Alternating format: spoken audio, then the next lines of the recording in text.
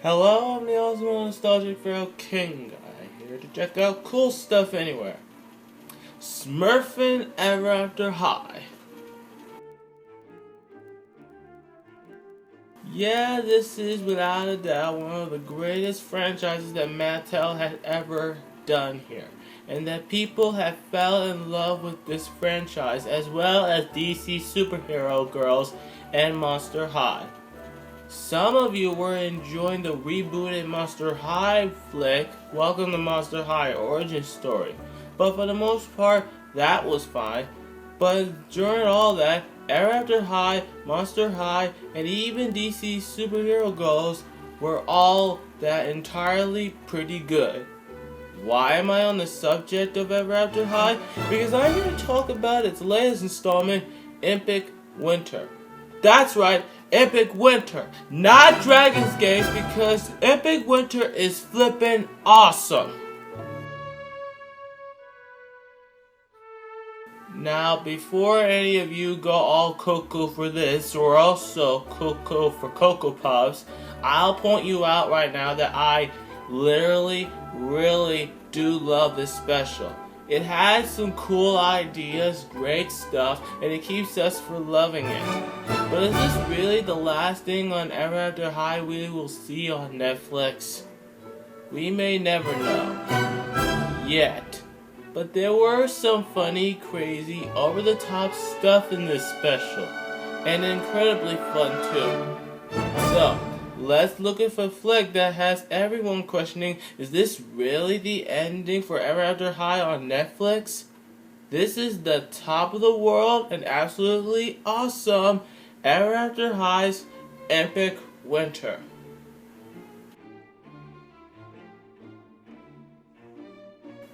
We open our flick with the narrators reminding us that an icy adventure was about to begin. A chilling quest in which our heroes must face the bitter cold of an unrelenting winter, brave the icy blasts of treacherous snowstorms. Seriously, how can anybody stand this? You see, down there in Ever After High, it's always hot and sweaty summer. But up there, at the top of the world, it's always winter. For we cut to the ice castle of the Royal Winter family.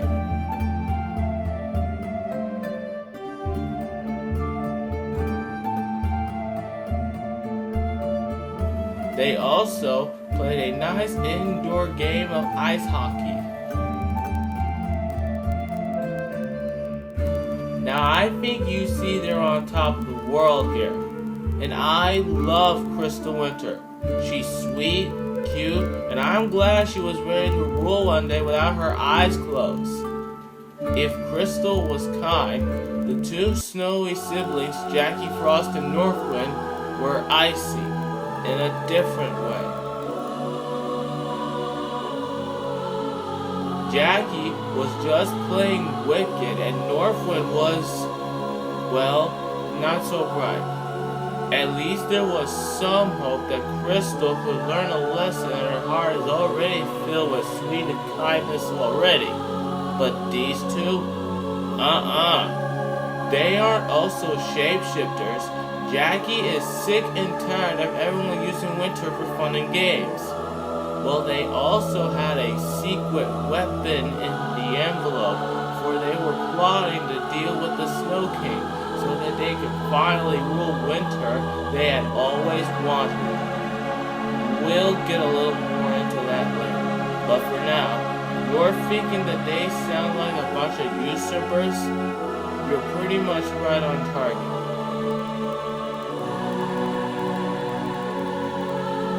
So, back to Crystal. She just had won the hockey game with her dad. Did I mention she was a real pro in hockey? Well, I'm talking major winner, completely cool. So at the balcony, her parents talked to Crystal about her being ready to rule as the next Snow Queen, and they had conjured up a beautiful winter rose.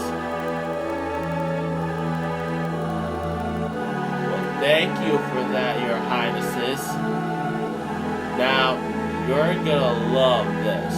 Remember that ever after I had to face the evil queen, the greatest villain ever, and Raven's mother? Well, when Apple had to break the magic mirror to set her free and it was shattered, the glass fragments created a powerfully evil dust.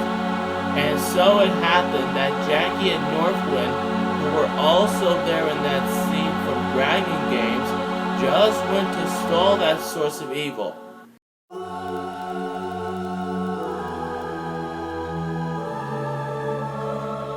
And that is when it all went downhill.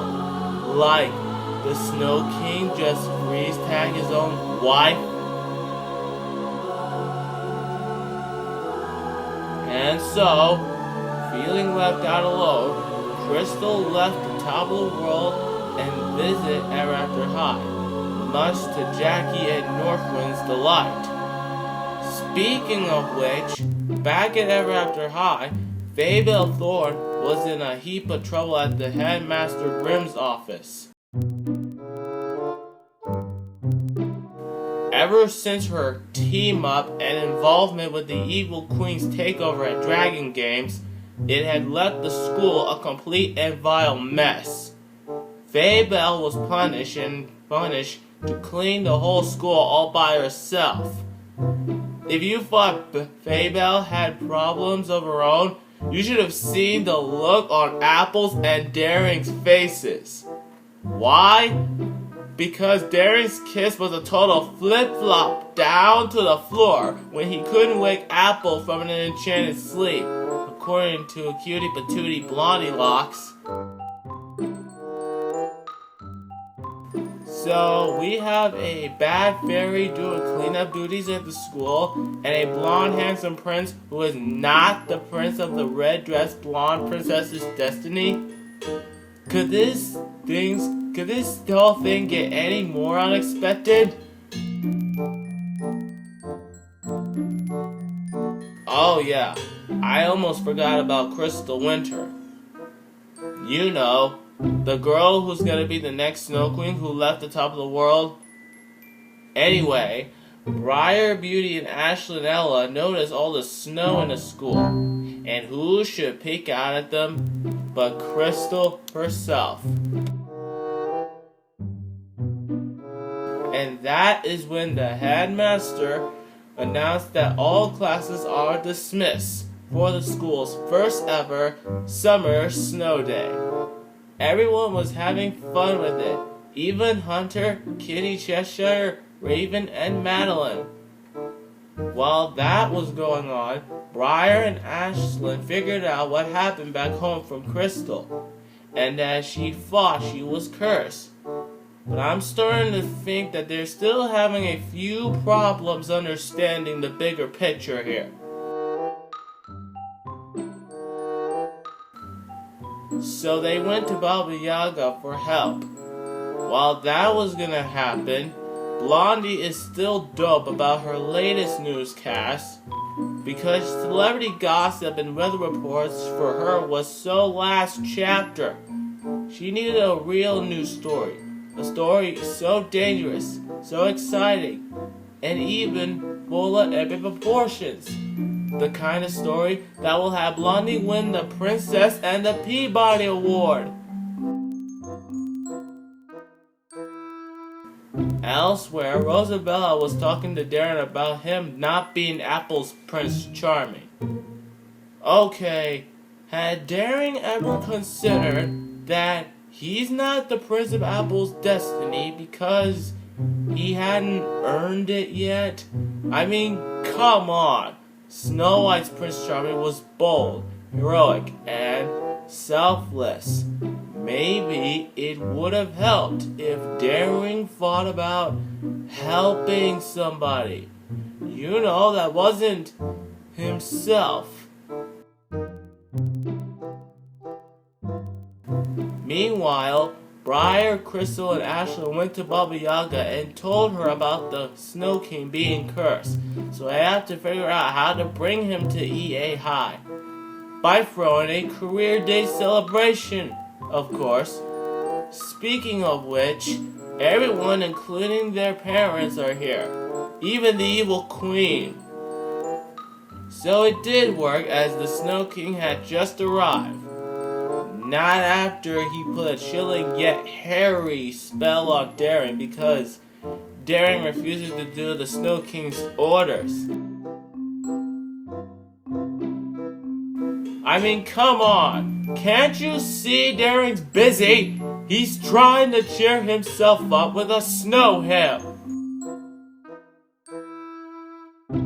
And also, Jackie and Northwind tagged along, disguising as polar bears to make sure that the Snow King will close the chapter on Crystal's story.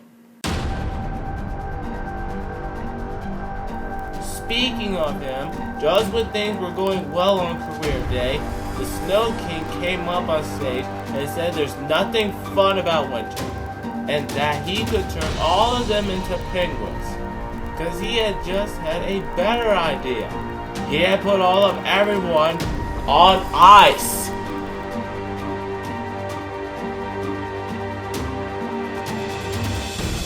And then he took Crystal's wand of winter, and then turned the whole land of Ever After all icy, cold, and freezy. All according to Jackie and Northwind's plan to rule winter. Now the snowstorm of the century had turns into a massive Snow King tantrum. I bet Blondie had just found her new story, and she better take notes. If you thought the winter weather outside wasn't bad enough, it was twice as bad inside the school. If the Snow King wanted to blow us away with his blizzard powers, Blondie and I would like to say, mission accomplished. What's more, Fable had called the fairy mob to clean out the school for her. That was the good news for her. The bad news was that she owed them 200 years of service unless she gives them something else. Also, Daring had just saved the mirror instead of the delivery goose, much to Rosabella's dismay. And Crystal and the girls soon finally learned from Baba Yaga that the Snow Queen was cursed under an evil's curse, to which it was actually a shard from the evil queen's magic mirror. While the cursed Snow King tormented the fairy tale world, Jackie and Northwind continued their treachery. Meanwhile, the girls got back to Baba Yaga's place, and they had Pharoah to conjure up the restored fake library, where they might know a cure to undo the curse. Elsewhere, Rosabella wants to see Daring, only to see that he got turned into a beast, thinking that all this fur had something to do with his destiny. I still know who he is right now, but without his looks, he's nothing. And another thing, Daring Charming does not get hairballs. I mean, no one wants to be a beast, right?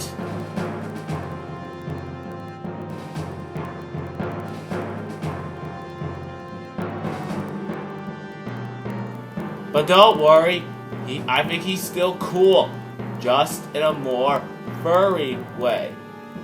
At first he thought he still got it, but you know, I still think he's cool, right?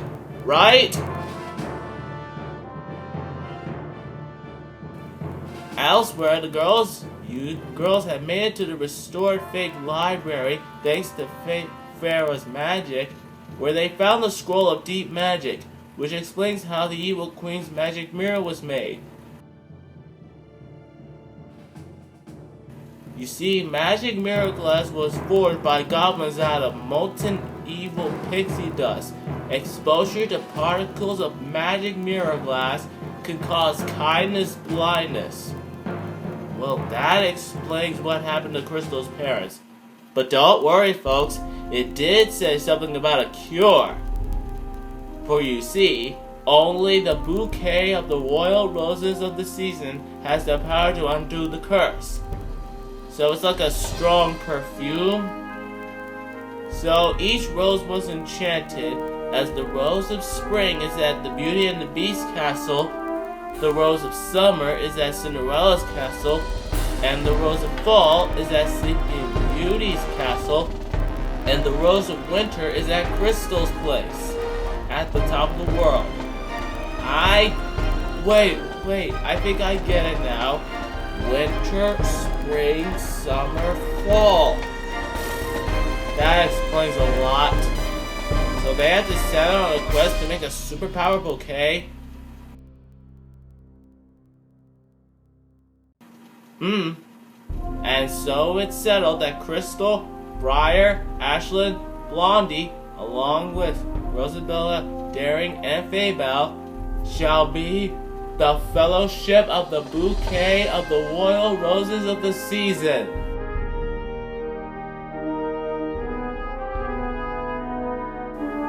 Or maybe just the Fellowship of the Bouquet. So the Fellowship began their quest, traveling in style on a newly improved sled, with Daring carrying the front, and in their newest style sparkly dresses, for their first stop at the Beauty and the Beast castle. Unaware that Jackie and Northwind are following them, not wanting Crystal to foil their plans. So the Fellowship made their first stop at the Beast's castle, where the Rose of Spring is held, but it's not in season. So they have to wait until spring, but spring isn't coming. We're doomed! But Fable had just had some magic on her sleeve, for she had just made it all spring and all the roses began to bloom. And there was a little scene with Daring and Rosabella.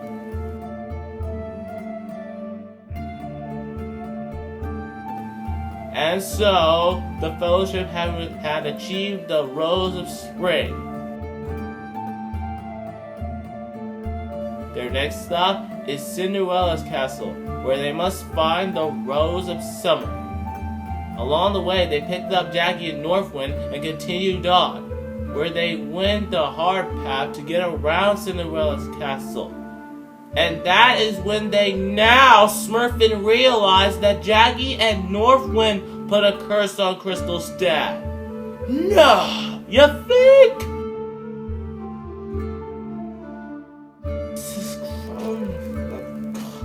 Good God, do these two ever give up?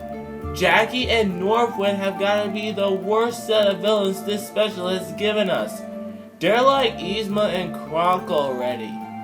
Have you ever listened to Jackie's voice acting? It's so rad and bad, and I don't know what else to describe. But the Frost Twins soon blocked their path by causing an avalanche. But the girls and Daring had a better idea, in a result of Crystal making an icy ladder to the top, and they all rode down to Cinderella's castle. As a little roller coaster.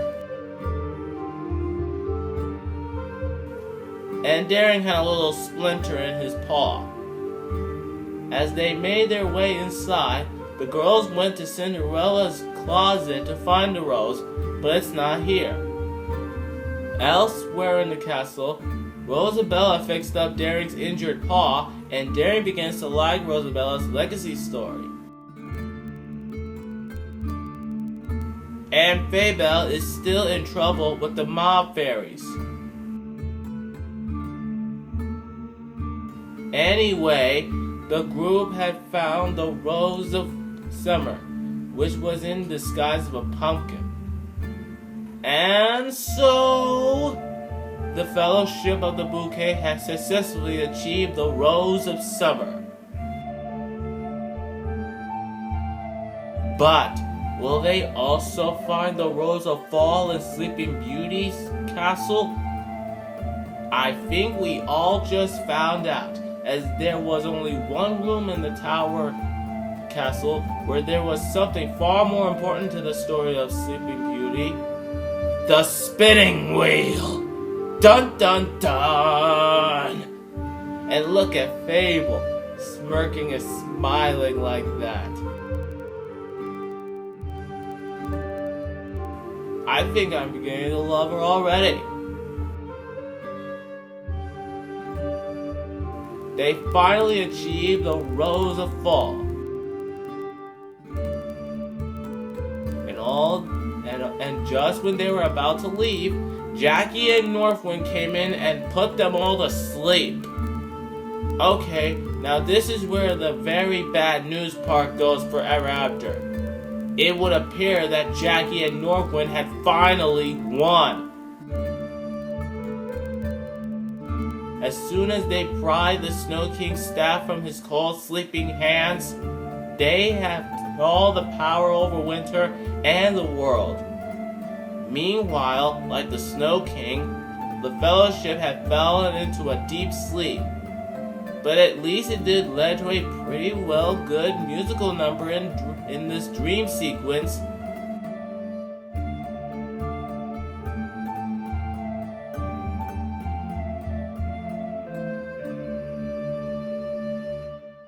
And that's when the vision came to Crystal, as she now realizes that the last rose, the Rose of Winter, was at her home the whole time. So now the Fellowship are awake from the ancient sleep and went to the tornado that'll be their way to the top of the world. Is this special, exciting, or what? How's that for a story for you, Blondie Locks?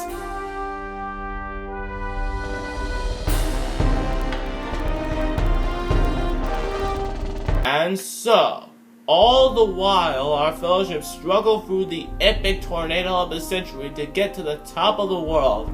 And finally, they had made it. They trekked through the snowy grounds to get to Crystal's home, where the last rose awaits. Along the way, Derry began to help Rosabella, and Fabel is still looking smiling as ever. Now I really love Fabel. But what they do or didn't know was that Jackie and Northwind had waited for their arrival, and they have a few tricks up their sleeve.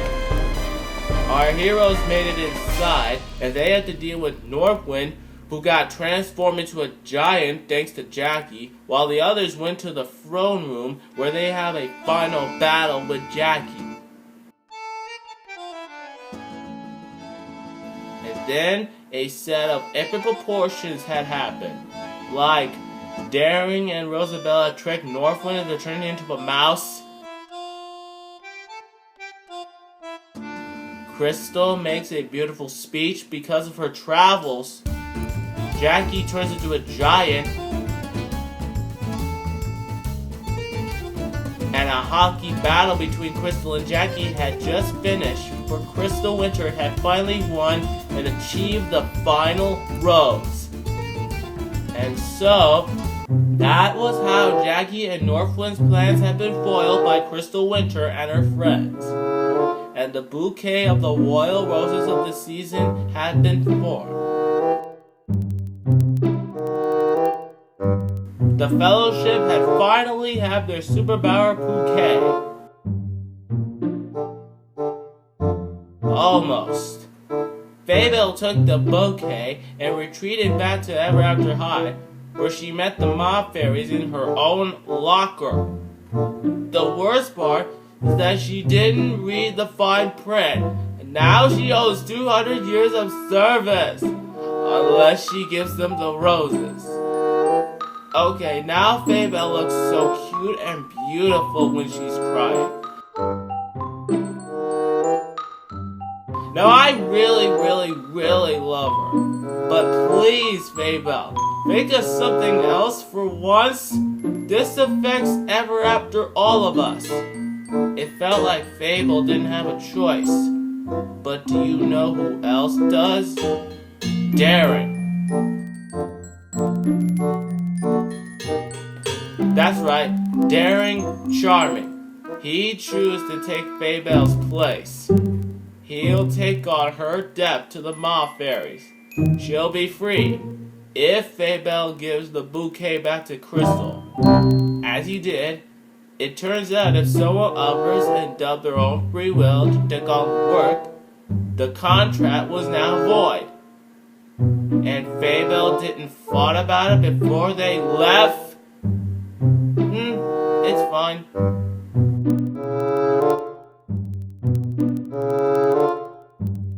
And so, Daring Charming learned at last, with a little help from Roosevelt, the powerful magic that comes of thinking of others before himself. Now I really know that there's gonna be some Daring and Rosabella shippers out there.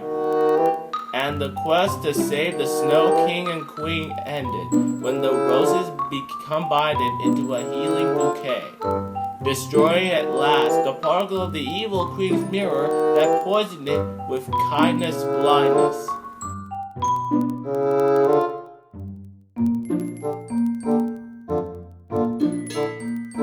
Crystal tried to return to Staff of Winter, but her parents decided it was time for a long, renewed tropical vacation, and finally led Crystal to rule, and she was still given the magnificent title of Princess of Winter. Everyone, including Daring and Rosabella, lived happily ever after, along with Crystal in Ever After High, as they all had a day of celebration, a day of fun, an epic winter.